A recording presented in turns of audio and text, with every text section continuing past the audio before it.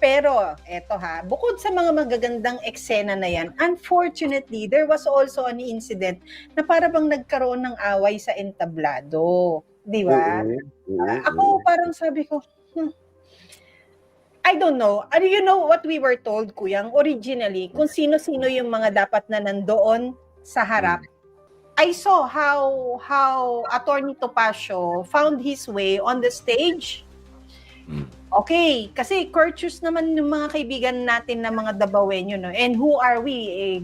Guest lang din naman tayo to call out na, hoy, hindi ka dyan dapat umupo and things, no? And yung mga upuan, may pangalan, Kuyang, kung saan sila uupo. May mga pangalan. And then, you found your way on the stage, tapos, gumawa pa kayo ng ganong eksena. Diba?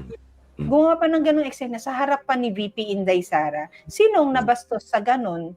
Diba? Yung host ninyo na mga nag-imbita. And of course, to give it context, but sorry to name names, no? What happened to Attorney Topacio and Attorney Rowena Guanzon in front of the Vice President Sara Duterte? But if you review the video, ang talagang nag-trigger was Attorney Topacio. 'Di ba? Ang layo-layo mo, halos magkatabi tayo sa gilid, eh. 'Di ba? Tapos bigla kang napunta diyan sa harap just because you saw Attorney Guanzon chit-chatting with the Vice President. And you know, the other thing, bashers come in. Senator Bongo came in late. Tapos nang mag-speech ang man of the hour, Mayor Baste, who waited so long for his turn also, no, na magsalita, magbigay ng mensahe. And here comes Senator Bongo, na dapat kapag tapos na yung host, wala nang papasok. Dapat nagpasintabi ka na, uy, sorry late ako, hindi na ako magsasalita. Kasi na-miss ko na yung turn ko. Parang ako, uncalled for yung nagsalita pa siya after the host, after the main man na si Mayor Baste. But, again, eto yung mga bashers dyan. Again, I'm criticizing, but I also would like to thank Senator Bongo for the pomelos na binigay niya. Uy, sabi ni Thinkster Kalye, nangaaway ka na naman, Pam. Sabihan niyo si Bongo, siya ang huwag mang-away.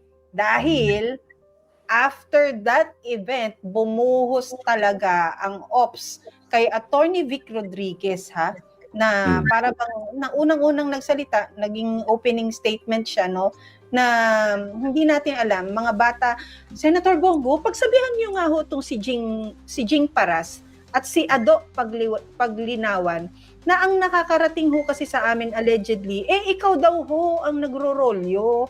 Kung ano man po yung mga lakas ng loob, meron yan, dalawang yan, no? Si Jing Paras na walang kaanghang-anghang ang mga salita, although kailangan ng pansinin, because naglilinis tayo ng bakuran. Naglilinis ng bakuran yung mga gusto nating samahan. Kung kayo po isa sa mga nawalis, pasensyahan tayo. Baka deserve mo naman. Kaya kay Jing Paras, kung ano man yung alat na mayroon ka sa buhay mo, at yung pait na yan, hindi ka magiging plan B. Hindi ka i-try mo na lang ulit sumampa sa Kongreso. Instead, pinubuhusan mo ng oras si Attorney Vic Rodriguez na sinasabi niyong namamakod and all, kumalas lang yan sa korupsyon na tila baga yun ang hinahanap ninyo sa mga grupo na gusto ninyong samahan. Pag walang pera, galit ka. Pag mayroong pera, gusto mo sumama ka. Pag may impormasyon, gusto mo una ka din sa impormasyon. Anong klase ka, Jing Paras? Yung totoo, sa totoo lang. And kay Ado Paglinawan, anong klase naman pagiging matanda ang merong gusto mo sa buhay mo? Papalubog ng araw sa buhay mo? Ganyan ka pa rin? Anong meron kayo ni Jing Paras? Kung kayo nagmamahalan, kayong dalawa na lang.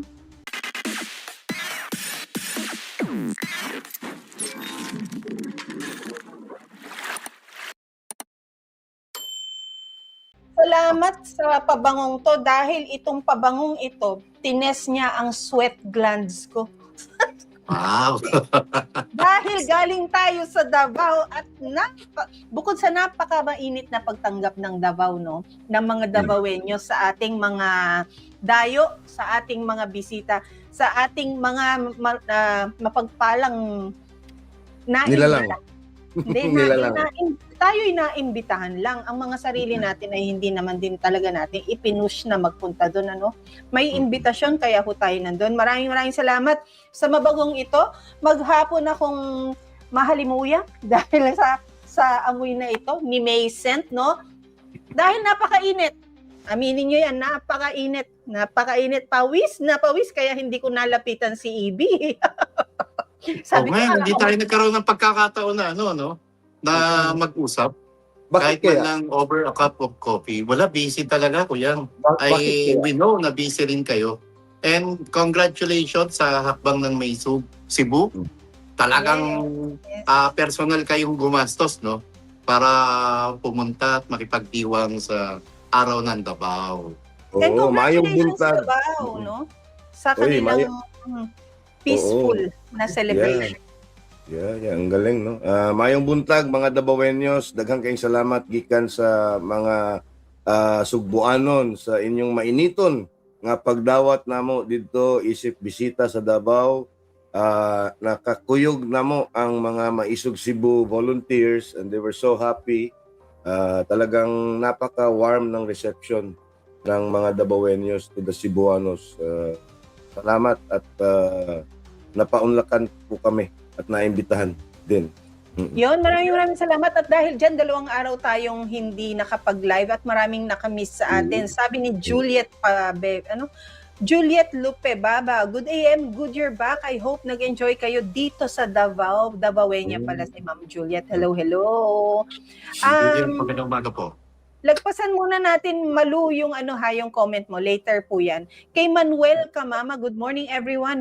We miss you for the last 3 days. Si Sir Manuel, our 81-year-old, kaedad niya si PRRD. Wow. Na taga Cavite. Hello po. We're back, sir. We're back to give you sunshines in the morning. Miss Marisol Fiestado, good morning po sa inyo. Sabi ni Windy City, yehey! They are back home. Maayong gabi, Pam, Marlon, and Kuyang Ibi. How was your experience celebrating Araw ng Davao, Pam? Ba't ako lang, kayo naman? Hope it was historic. Kuyang, this is not our first Araw ng Davao. Diba? Together, it's our second.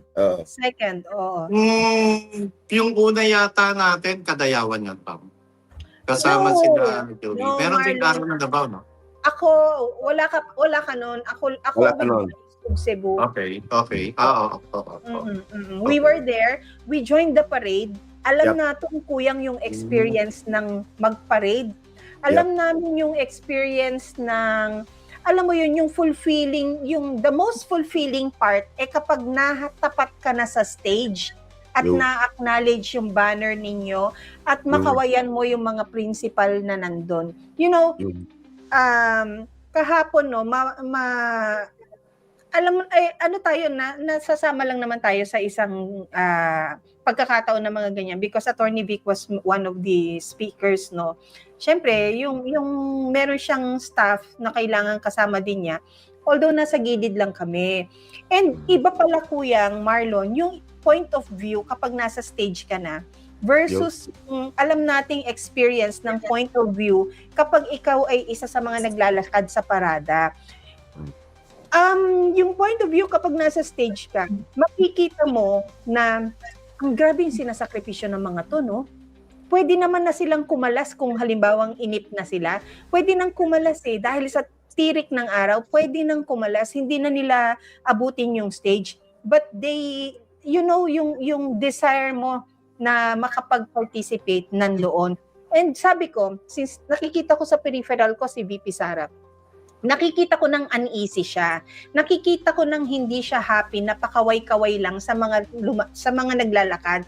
And sabi ko ganyan, sabi ko sa isip ko, sana bumaba sila, no, para salubungin. And then, nangyari nga na nakita ko yun si VP, sumenya siya dun sa security niya na tatayo siya, bababa siya. So when she did, akala namin paalis na. Kasi baka may ibang baka may ibang appointment or gagawin pa, no. And then nakita namin for a while nagkaroon ng mini press con doon, and then nandun na siya all throughout, Kuyang, doon sa tabi ng stage. Ewan ko kung naabutan ninyo, sinasalubong yung mga yung mga paparada. Tapos meron siyang maliit na banderitas na kinakaway sa tao. Nakakatuwa. She was soaking the midday very hot sun of Davao for almost 3 hours. Walang payong nakita Walang ko payong. parang ayaw niyang magpapayong. And tumagal siya. Mahigit 1 oras. Nandun siya sa baba. Bago siya umalis. 2+ hours. Kasi nag-meet and greet pa with Maisog Cebu Kasi going back to the POV, kasi nakasama tayo sa parada last year nung araw ng Davao. Iba pag nasa stage ka kasi nakikita mo lahat ng contingents. Samantalang pag nakasama ka sa parade, ang nakikita mo lang siguro mga contingents, 3 contingents ahead of you, 3 contingents behind you. Pero pag nasa stage ka, kitang-kita mo lahat ng mga sumasama doon sa contingents. Grabe. At doon ko nakita, putang ina talaga, ang gaganda ng mga Dabawenyan na naka ano ba yun? Yung mga minorette, majorette. Majorette. Bro. Uy, Ang catch dito, Pama and Kuyang Ibig, hindi lang si VP Sara ang bumaba. Pati si Mayor Baste bumaba. Ayun. Alam mo, umiyak yung mga Maisog Cebu contingent. Kasi yung Maisog Cebu, we were also very fortunate na meron din tayong nag-imbita na makapasok kami doon sa VIP sa baba. So nandun sila, nakaganyan ng banner ng Maisog Cebu. Okay? Kami naman sa Execom nasa stage kami sa likod, kayo nasa front kasi medyo malalim yung stage kaya hindi at saka napakasikip doon. So hindi mo pwedeng maggaganyan-ganyan ka dahil sa security nga nandun si Baste, nandun yung mga VIPs So nung bumaba si Baste, talagang pinuntahan niya at sabi niya, papasok ako diyan sa may likod ng banner ng Maisog Cebu at nagpa-picture. Umiyak talaga yung mga, alam mo naman yung mga volunteers ng Maisog Cebu. We paid for our airfares. Nobody sponsored it, none whatsoever. It was our own gastos. Yung iba doon nangutang pa, nag-uutangan within the group, nangutang sa mga kaibigan just to go there. Tapos nung natapos yung parada, talagang binigyan pa kami ng special slot doon. Nag-meet and greet si BP. So ngayon, sabi kasi, yung taga Cebu. So kaya doon kami, tapos si Daniel Long, buntot ng buntot sa amin. Kaya kung makikita mo yung Maisog Cebu, andun si Daniel Long sa likod, kasi sumama siya So ngayon, talagang, nasa harap na, nasa sa likod ng may tent yun ngayon talaga nakapag-selfie yung bakla na aming, yung nagluluto sa aming kusina ni Tatay, yung mga volunteers ng Maisog Cebu, nakapag-selfie kay Baste, kay BP Sara, tapos si BP pawis na pawis, tapos she was personally talking to them na maraming salamat sa pagpunta niyo rito, ganyan-ganyan, sa suporta, ingat kayo, malayo pa yung uuwian ninyo, parang nag-breakdown yung talagang umiyak yung kasi sabi nila talagang yung connection ba kasi iba din kasi pag Bisaya to Bisaya iba din when you communicate in your native language, yung sincerity kasi at pagka very down to earth ni BP at ni Baste at hiningan pa siya ni Attorney Irene ng message to Maisog Cebu. Anong sabi ni Baste? May isog pa na yun. Parang ganun. Sabay tulis ng nguso ang cute ni Mayor Baste, no? When I say cute, it's not a woman na nagde-desire sa isang lalaki, no? It's just that he's so human. He's so just an ordinary person na akala ng ibang tao, angat na angat siya sa iba. Hindi taong-tao, alam mo yung Kuyang, Cebu Maisog ba yung kumurot ng pisngi ni Mayor? Hindi. Wala ko taga Maisog, sabi ko, kinurot talaga yung pisngi ni Mayor, di ba? parang sobrang hindi na nakapagpigil talaga yung mga tao sa pag-appreciate ng, alam mo yun, ng beauty. Tapos, these are beautiful people, no? Tapos, yung pagiging beautiful nila, beautiful not literally, yung pagiging beautiful nila, it doesn't get in their heads. No? Mga, ang nakakatuwa, Pam, kay Mayor Basen, even VP Sara, no? VP Sara, ang aliwalas ng mukha. Wala tayong nakikitang stress sa personalidad niya. And magiliw siyang nakikisalamuha sa mga kababayan niya sa Davao. Gayon din si Mayor Baste. Kuyang, walang tiyan. Yung abs, tapos nagtataking na ang Mayor Baste. At talagang, tama sabi mo, Pam, napakakisig, no? Ng isang Mayor Baste na, and pati yung pananalita niya, parang habang tumatagal, lalong nagmamature yung mama, no? And kasi yun naman ang kagandahan, pagka puso talaga nagsasalita, lahat ng klase ng talumpati mo, maganda ang magiging resulta. Tapos napakaganda ng imahe na nandun si Mayor Baste, nandun si VP, nandun yung dalawang mga pamangkin at nagmano at nag-hug. Nagmano, yung gesture nila, no? Hindi ba yung beso-beso, yung yakap. And kahit nung nag-lunch pa, nakita natin, nagpaalam si VP Sara kay Mayor Baste, embrace pa rin, no? At nakakatuwa at nakakahanga, nakakabilib. Alam mo, kung ako naman din ng tiyahin, tapos yung mga pamangkin ko, nakita mong naglingkod sa syudad nila, naglingkod sa gobyerno, 'di ba? Imbes na, alam mo 'yon, imbes na alam mo 'yon, maging bata pa sila hanggang sa gusto nila na umaasta silang bata. But instead, they chose to serve the city, they chose to serve Davao, at nakita natin na consistent ang branding at tatak ng Duterte leadership, no? Alam mo, si VP, nakakatuwa siyang makita kung paano siya as a tita, no? Alam mo pa, Matt Marlon, no? No offense to the younger Dutertes, kasi para silang si Baste. They were reluctant candidates, no? Parang ayaw nila sa politika. Even Baste, when he started, talagang parang mukhang ayaw niya talaga sa politika. Ganon din yung dalawang ang mga anak ni Pulong, si Rigo at saka si Omar. Parang mga reluctant candidates Kasi napasubo na lang sila, they were forced to stand their ground because of what this administration did to their family. 'Di ba? Kaya ako ang tingin ko, Kuyang, ano yung mga kahit medyo may bata pa sila, hindi pa talagang they were forced to step up.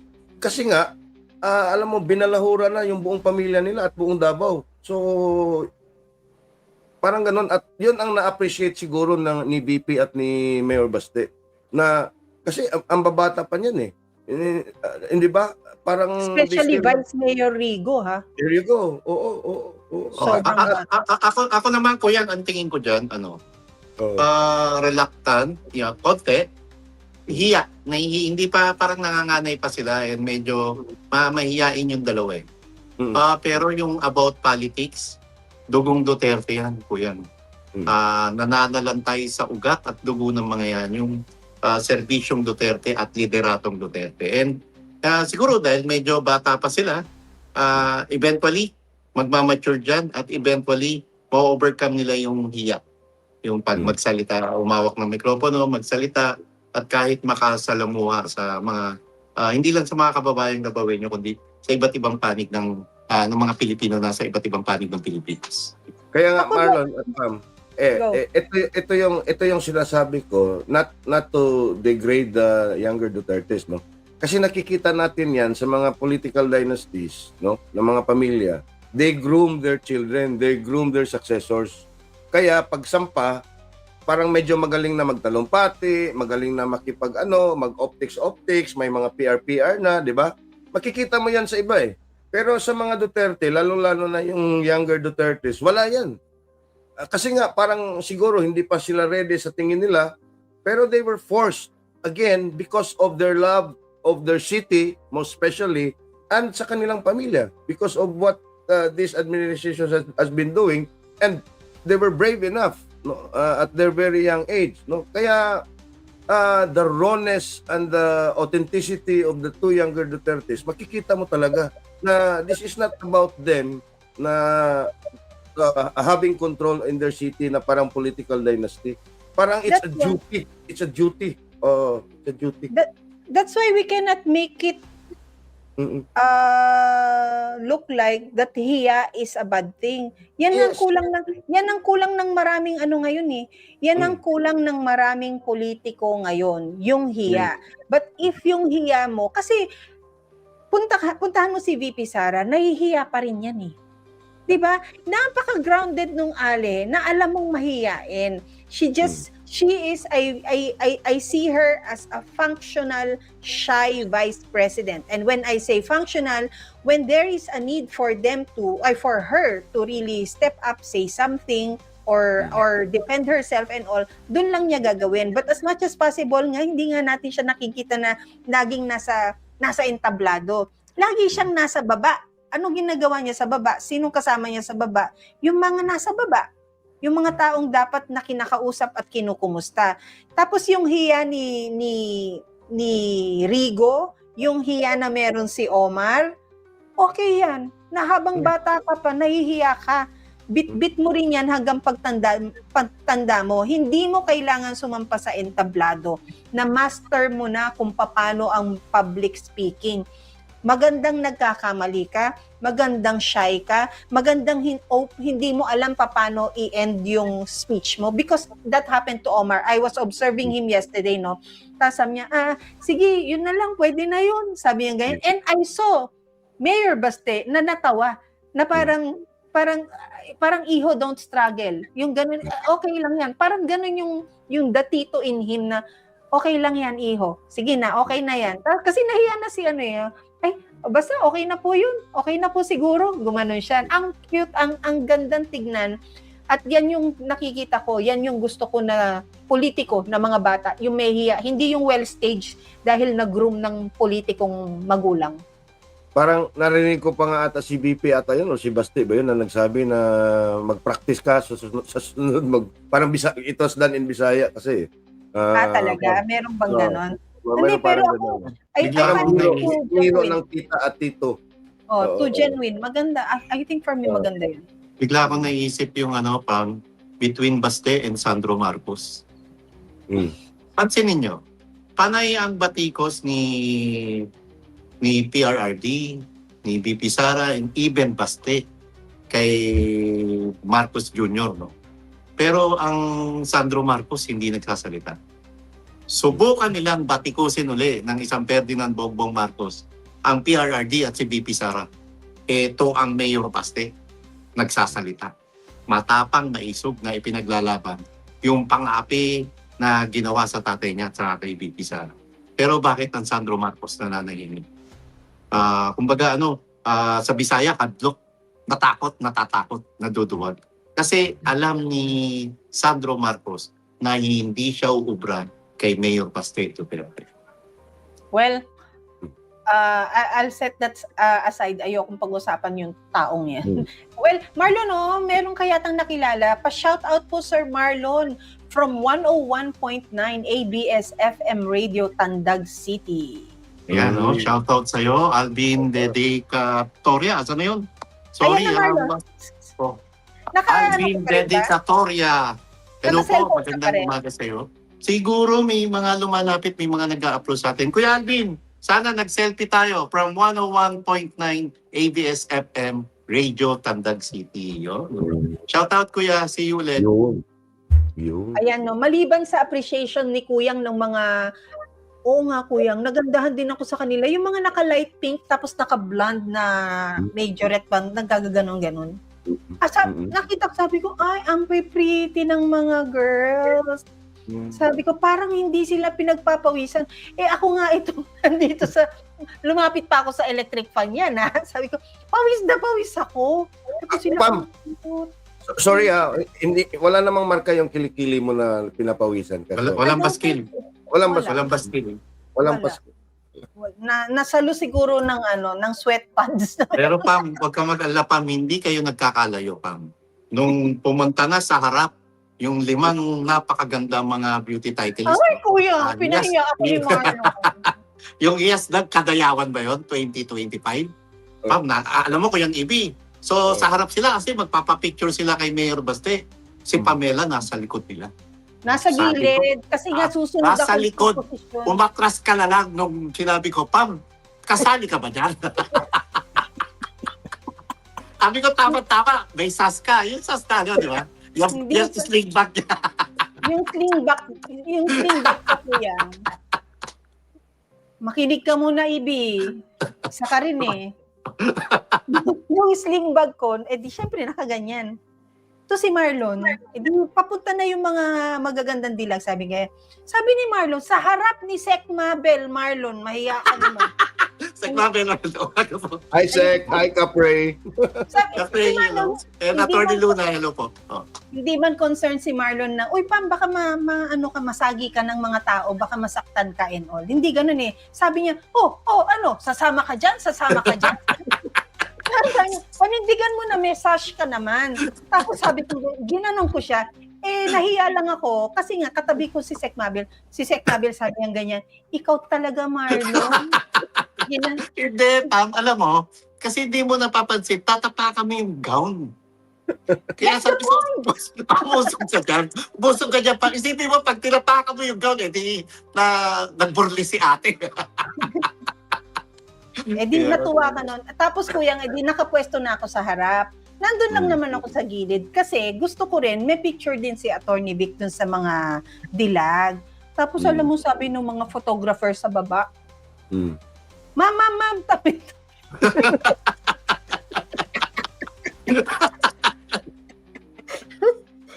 Gigil niyo ako, mga dabaway niyo, ha? Gigil ako sa inyo. Sabi, ma'am, tabi. Sabi ko, Actually, hindi ma'am yun. Ang rinig ko, hindi ma'am eh. Manang, tabi. Manang, tabi. Yung sa akin naman, kasi di ba nasa likod kami ng stage sa may LED, no? Di ba sa nandun backdrop? sila. Okay. Tapos pag bumaba, di ba bumaba si Baste, pumunta doon sa baba din kasi sumama din siya sa parade, tulad ni Inday. Malubog. Doon siya dadaan where we were seated kasi nandun yung exit papunta sa baba, okay? So ngayon nandun ako. Kasi hindi talaga ako nagpumilit na bumaba doon kasi nakakahiya na ipapasok na kasi nandun lang about a few seats away. Papunta sa akin. Tapos yung mga security nakauna ganyan. Tapos ganyan na. si Harvey nasa likod si Harvey. Tapos ganyan na ako, ganyan. Sabi ko, Mayor, meron pa siyang ginigrit diyan. Tapos ang mga security ganyan. Tapos nakita ako ni Harvey. Sabi ni Harvey, boss, Ibi. Sabi ni Baste, uy, idol! Biglang gumanon yung security, tapos inakbayan ako, selfie kami, sabi niyo. Katawa, no? Ba't ako si Mayor, di niya ako pinansin? Sabi niya, kain naman ng kain. Ang dami namang order nito. Putang na nahiya talaga ako. Sabi niya, uy, idol! Biglang ganyan. Nahiya talaga. Baka kinilig ka. Hindi. Kasi nandun si Atty. Irene at si Claire. Biglang nag-frozen, pati yung official videographer volunteer namin si Eden ng Maisog Cebu. Nagkaganon na lang, Grabe, no? Basta pag si Mayor, talaga mapapanganga ka. Yeah. Di ba? May starstruck kayo, no? Starstruck ka. Oo, may starstruck ka talaga. Pero, eto bukod sa mga magagandang eksena na yan, unfortunately, there was also an incident na para bang nagkaroon ng away sa entablado. Di ba? Ako parang sabi ko, I don't know. You know what we were told, Kuyang, originally, kung sino-sino yung mga dapat na nandoon sa harap. We were told, it should be Attorney Vic Rodriguez, Attorney Harold Respicio, Congressman Leandro Leviste, Congressman Kiko Barzaga, Brian Lim, pero hindi magsasalita. Congressman Harold Duterte. Harold Duterte nandun. But of course, yung sa side ng family, we were not really told kung sino yung nasa guest list. Doon sa side ng guests, we were told kung sino-sino yung mga makakasama because alam mo kuyang nagkita-kita pa kami, nag-convene pa kami sa mayor's office eh.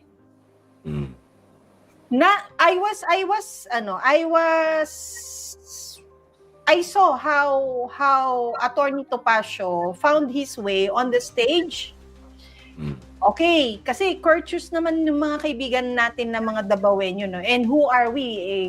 Guest lang din naman tayo to call out na, hoy, hindi ka dyan dapat umupo and things, no? And yung mga upuan, may pangalan, kuya, kung saan sila uupo. May mga pangalan. And then, you found your way on the stage, tapos, gumawa pa kayo ng ganong eksena. Diba? Gumawa pa ng ganong eksena sa harap pa ni VP Inday Sara. Sinong nabastos sa ganon? Diba? Yung host ninyo na mga nag-imbita. And of course, to give it context, but sorry to name names, no? What happened to Attorney Topacio and Attorney Rowena Guanzon in front of the Vice President Sara Duterte? But if you review the video, ang talagang nag-trigger was Attorney Topacio. 'Di ba? Ang layo-layo mo, halos magkatabi tayo sa gilid eh. 'Di ba? Tapos bigla kang napunta diyan sa harap just because you saw Attorney Guanzon chit-chatting with the Vice President. So whatever your beef was, again, yung beef ninyo sa isa't isa, dapat isinantabi ninyo yun. It wasn't the occasion was not for you. Davao was not celebrating you. We were all there as visitors celebrating with the Davaoenos. Kaya nga, ako din, no? Kaya nga kami din ng Maisog Cebu, no? We were only expecting na nandun kami sa baba ng stage, yung may VIP na mga seats doon. But fortunately for us, and I have to thank those people who, we were given seats pala sa stage, yung Execom, at saka yung SDP Cebu Advisory Council. Akala namin sila lang. Sinabi na kasama daw yung Execom. Kaya napunta ako, si Attorney Irene, si Claire, at si Clark, at saka yung videographer namin, anuhan ng seats doon sa taas ng stage. So we were quite surprised. At medyo malayo din naman, although nakikita namin, talagang it was highly improper para sa dalawa. No, I would even put the blame on the both of them. No? Again, no disrespect to both. They have their own principles. We agree to disagree on some other things. Pero that was a bit improper for them to do that. Tama si Pam na it was not about them. It was about Davao. At yung ano ba yun? 101st ba na araw ng Davao ng Charter 89? 89th, sorry. 89th Charter Day of Davao City. So dapat yun ang sinelebrate sana at less of the politics of the Sabi ni Rogelio Luna, Ma'am Pam, napansin ka ni PH update. Sino to? PH ha? Namimiss ka pa naman namin tapos ginaganyan mo ko. We miss you, brother. Oo. Ano PH? Ikaw PH ha? Pare ha? Pare ha, ito si See you soon, PH. ito si Kuya Marlon mo, hindi mo pa rin kinakasa yung ano ha. Pahala sa'yo, PH. Diyan ka lang. Steady ka lang dyan. Steady pulto ka lang dyan, PH. Also, Miguel, that joke is not for a live discussion. Well, anyway, may mga ganong eksena. And you know, the other thing ha, bashers come in. Senator Bongo came in late. Tapos nang mag-speech ang man of the hour, Mayor Baste, who waited so long for his turn also, no, na magsalita, magbigay ng mensahe. And here comes Senator Bongo, na dapat kapag tapos na yung host, wala nang papasok. Dapat nagpasintabi ka na, uy, sorry late ako, hindi na ako magsasalita. Kasi na-miss ko na yung turn ko. But then here he was given the microphone and instead still did his speech. Okay, sige na, acknowledge siya eh. But then again, dapat maaga. Because lahat tayo maaga. Ang call time namin, kuyang 8:30. We were already there before 8. Yep. Before 8, no? To say hi, hello to the people. So ngayon, I don't know what made Senator Bongo late. Pero, yeah. Parang ako, uncalled for yung nagsalita pa siya after the host, after the main man na si Mayor Baste. But, again, eto ha, yung mga bashers dyan. Again, I'm criticizing, but I also would like to thank Senator Bongo for the pomelos na binigay niya.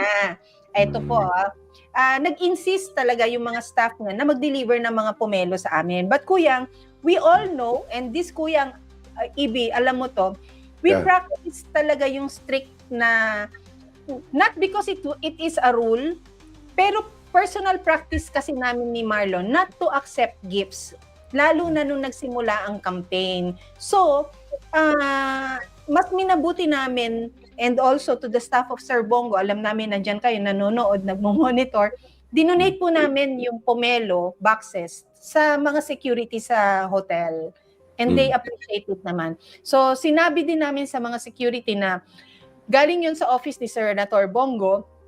And of course, we sent proof dun sa staff at sinabihan din namin. And they're also very appreciative na ganun din ang ginawa. Kaya maraming salamat sa generosity mo, Senator Bongo. I was asking kuyang for for a schedule na maupo siya dito. Kaya lang ang gusto niya, pomelo. He did not agree to a schedule though. So, yun. Pero maraming salamat po. Ako pang yung Ibi, yung pagiging late ni Sen BG. Siguro may iba pa siyang appointment. Pero una-una, senador ka, number 1 senator ka pa. Tapos yung host dun sa event na yon, mayor.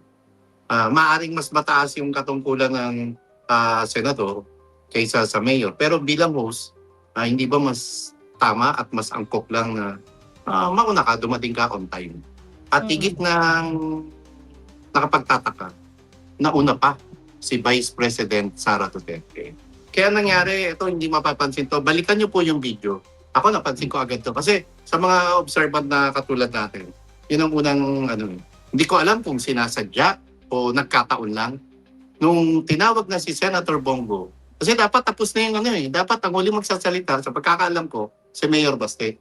Pero since dumating nga si Senator Bongo ng late, after nang magsalita ni Mayor Baste, so pagtawag kay Senator Bongo, tumayo ang Mayor Baste. Paghawak ng mikropono, tumayo ang Mayor Baste at iniwan na si Senator Bongo para magsalita ron sa stage. Kung ako tatanungin nyo, ano yung gesture na yun, maring hindi sinasadya, pero sa akin parang bahala ka dyan. Chat ka na. No, ako sa akin, they're just following the program. Ganun lang yun. Huy, sabi ni Thinkster Kalye, nangaaway ka na naman, Pam. Sabihan niyo si Bongo, siya ang huwag mang-away. Dahil after that event, bumuhos talaga ang ops kay Attorney Vic Rodriguez, na para bang na unang-unang nagsalita, naging opening statement siya, no, na hindi natin alam, mga bata, Senator Bongo, pagsabihan niyo nga ho itong si Jing Paras at si Ado Paglinawan, na ang nakakarating ho kasi sa amin allegedly, ikaw daw ho ang nagro-rolyo. Kung ano man po yung mga lakas ng loob, meron yan, dalawang yan, no? Si Jing Paras na walang kaanghang-anghang ang mga salita, although kailangan ng pansinin because naglilinis tayo ng bakuran. Naglilinis ng bakuran yung mga gusto nating samahan. Kung kayo po isa sa mga nawalis, pasensyahan tayo. Baka deserve mo naman. Kaya kay Jing Paras, kung ano man yung alat na mayroon ka sa buhay mo at yung pait na yan, hindi ka magiging plan B. Hindi ka i-try mo na lang ulit sumampa sa Kongreso. Instead, pinubuhusan mo ng oras si Attorney Vic Rodriguez na sinasabi niyong namamakod and all, kumalas lang yan sa korupsyon na tila baga yun ang hinahanap ninyo sa mga grupo na gusto ninyong samahan. Pag walang pera, galit ka. Pag mayroong pera, gusto mo sumama ka. Pag may impormasyon, gusto mo una ka din sa impormasyon. Anong klase ka, Jing Paras? Yung totoo, sa totoo lang. And kay Ado Paglinawan, anong klase naman pagiging matanda ang meron gusto mo sa buhay mo? Papalubog ng araw sa buhay mo? Ganyan ka pa rin? Anong meron kayo ni Jing Paras? Kung kayo nagmamahalan, kayong dalawa na lang. Ganun lang yun. Pero kung meron ito ding- i-deny mo. Kasi ako, isang play lang ng video, iiyak ang mga supporters mo, Senator Bongo. Pero meron ding kung pait man yung meron ding isa dito na parang lumipat dahil matamis yung lasa at amoy ng nasaan na ba? Si Pamela Baricuatro. Hindi na ba siya PDP? Ewan ko. Pero may birthday greeting You are si claiming KRD, to be DDS supported by the Why were you not there in around Davao? Okay. Ako ko yung, balikan ko lang yung yung mga may inggit kay Atty. Vic Rodriguez. Dumating po kami ng Davao City ay Friday. At walang nakakaalam na may one-on-one meeting po si Atty. Vic saka si Mayor Baste. Nagkataon, ginanap yung one-on-one meeting nila doon sa isang hotel kung nasa naman yung convention ng PDP laban. So alam naman natin lahat na hindi member ng PDP si Atty. Vic at guest candidate siya ng Duterte dahil sa personal talaga siyang kinuha, personal siyang pinili ni PRRD para mapasama sa Duterte.